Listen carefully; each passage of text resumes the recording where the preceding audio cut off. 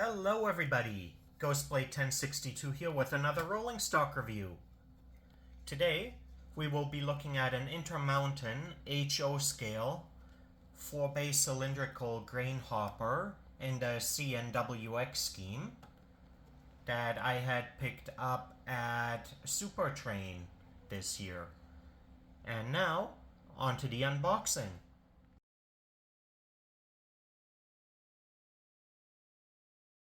Alright, taking a look at the box, in the top left here we have the InterMountain logo, and we also have a clear plastic front window which allows us to get our first look at the car.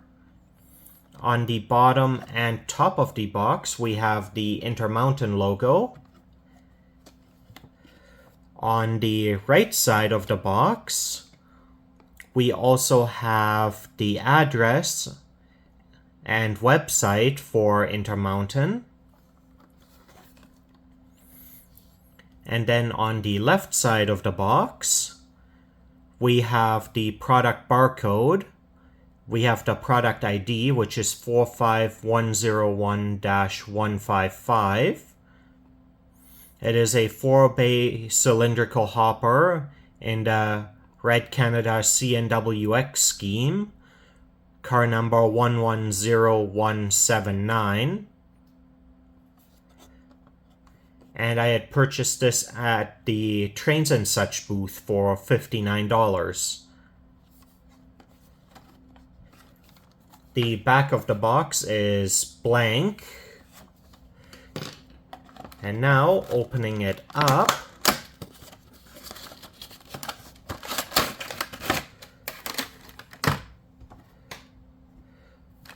we have the car sitting in this two-piece shell.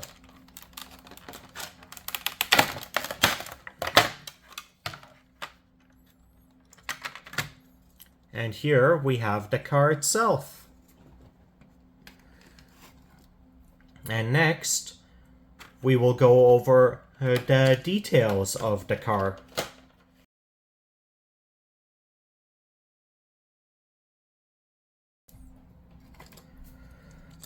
Taking our first look at the car, starting with the front of the car here, we have our separately fitted plastic framing with ladder and grab irons going up to the top of the car. We also have a etched plastic stepping grip right above the coupler here. And at the roof, we have etched plastic walkways going all around the top edge of the roof.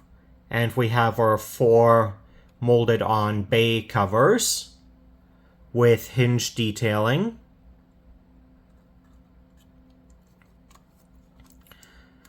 Going down the side of the car, here we have the CNWX reporting marks and road number, being 110179. We also have our capacity information.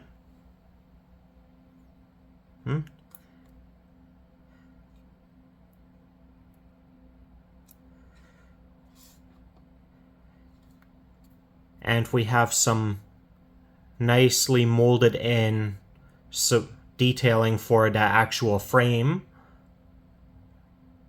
where the welds would be.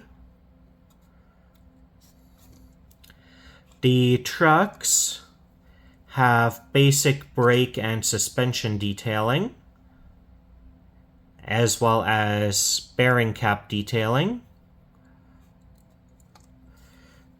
Moving on to the rear end of the car.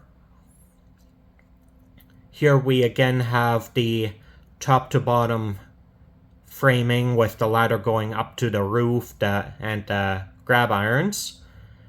But we also have the brake wheel and brake chain here. And in behind that, we have detailing for air reservoir and brake system detailing, including brake lines.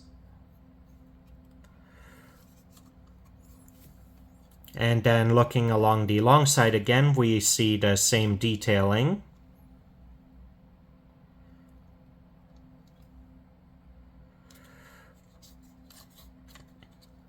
And along the bottom of the car, going around the hopper chutes on both sides, we have our brake lines going from the back of the car towards the front. As well as we have our molded on chute detailing here. Or actually, no. These aren't molded on. These are separately fitted.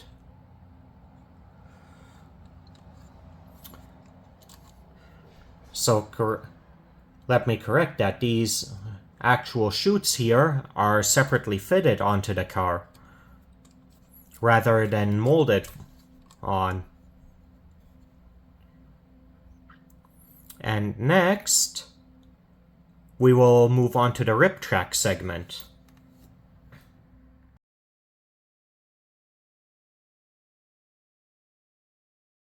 To start off the rip track segment, we will now check the axles to see if they are engaged with the NMRA standards gauge.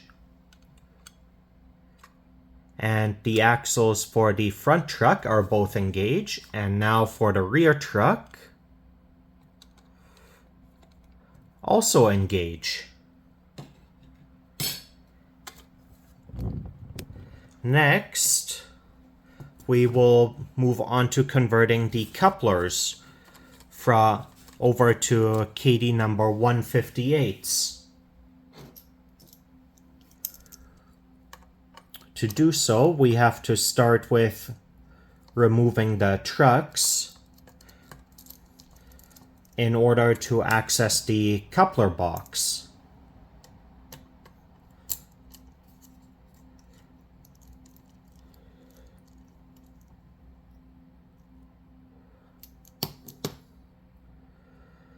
Which the whole thing comes right off.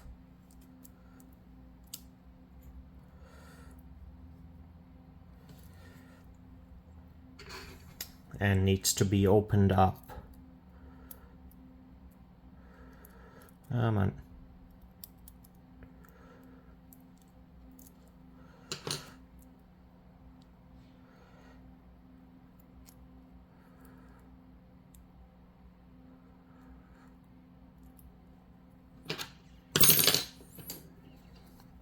This coupler box is a little bit stubborn.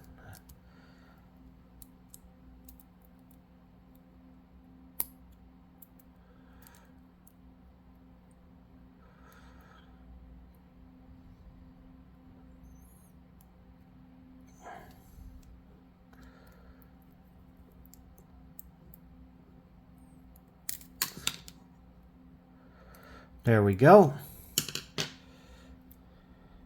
Took a little bit of prying, but I got it open.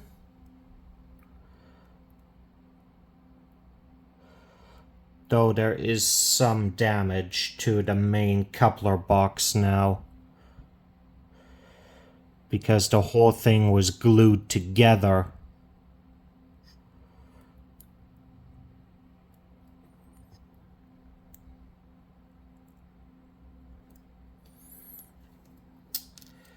But now we can grab the new coupler.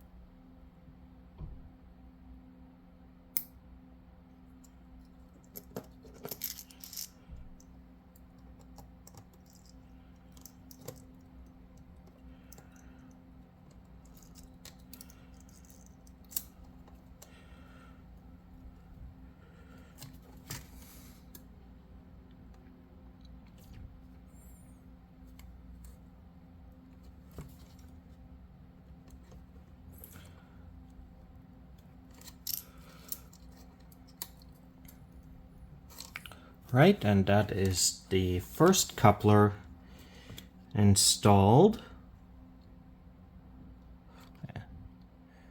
And looks to be aligned properly.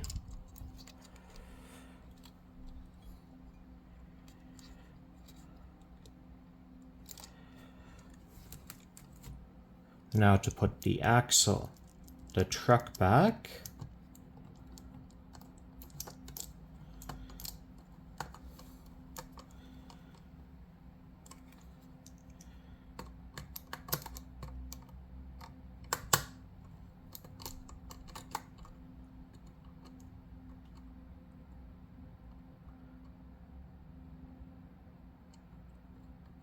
There we go.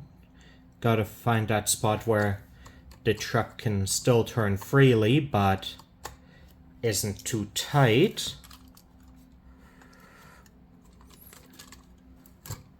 Oh, and I forgot the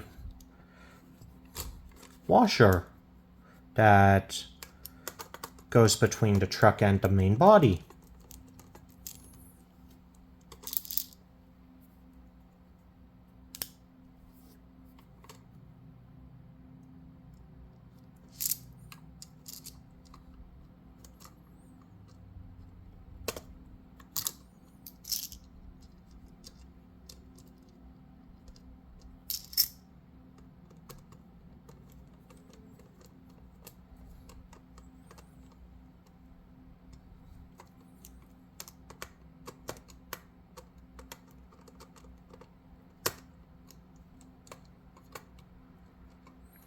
There we go.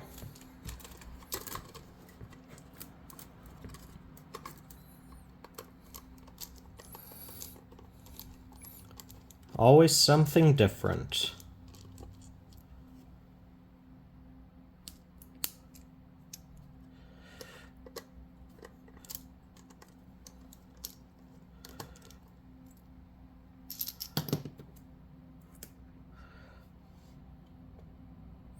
And yeah, this coupler box is glued shut as well.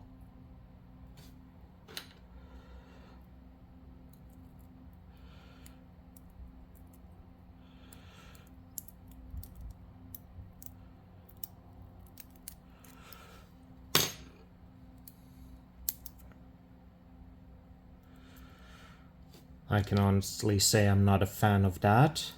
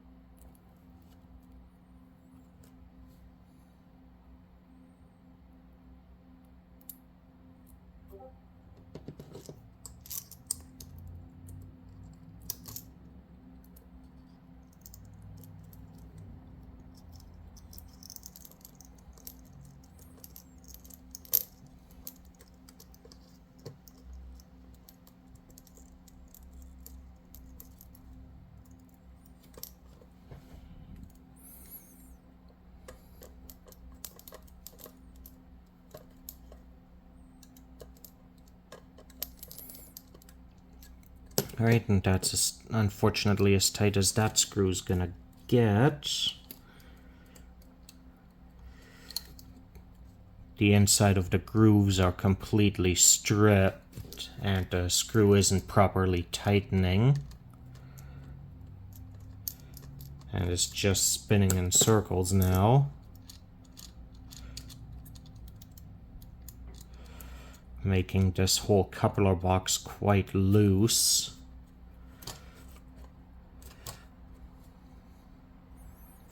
Might have to give it a touch of glue to hold it in place.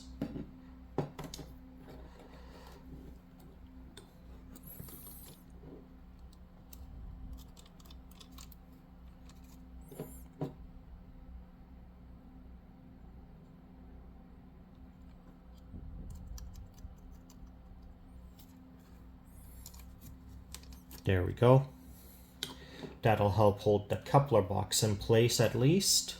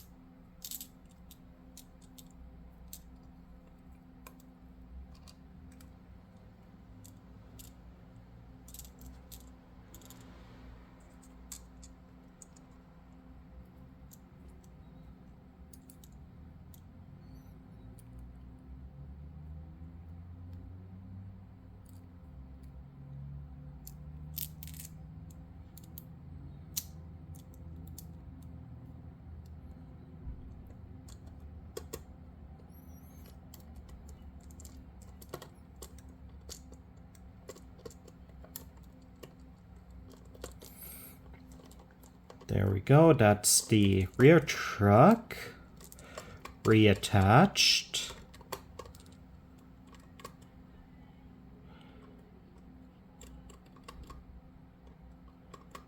There we go. Can spin freely, but doesn't wiggle too much.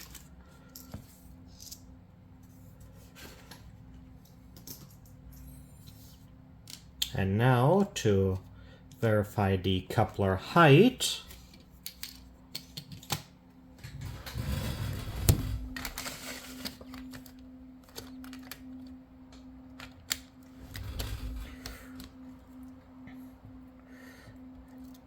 And the rear coupler is good.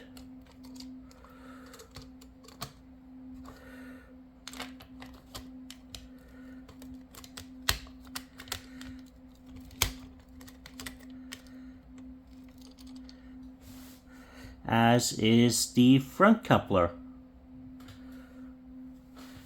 And next, we can take the car over to the track for a test run.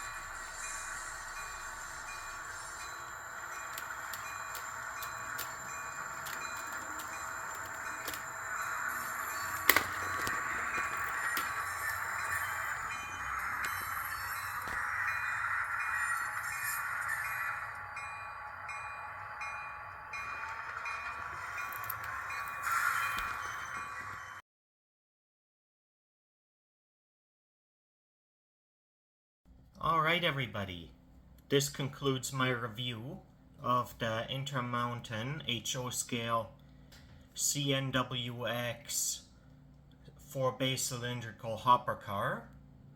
All in all, the car's got good weight, the writing is clear, it's legible.